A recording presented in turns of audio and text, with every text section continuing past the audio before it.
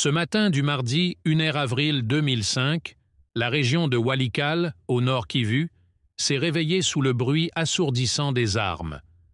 Les forces armées de la République démocratique du Congo, FARDC, appuyées par les combattants Wazalendo, ont lancé une offensive majeure contre les positions du groupe rebelle M23 AFC.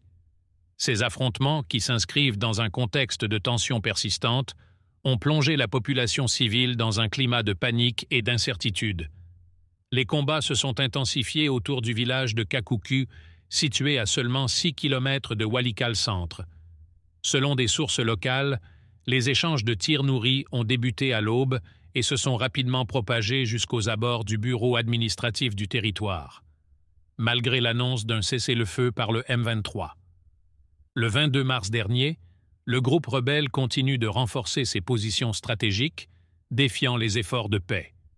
La situation humanitaire dans la région reste critique.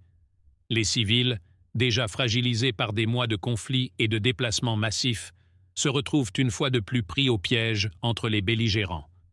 Les familles fuient leur foyer, cherchant refuge dans des zones plus sécures, tandis que les organisations humanitaires peinent à répondre aux besoins croissants. Ces affrontements rappellent la complexité des enjeux sécuritaires dans l'est de la RDC. Les alliances évoluent constamment et la quête de stabilité semble encore lointaine.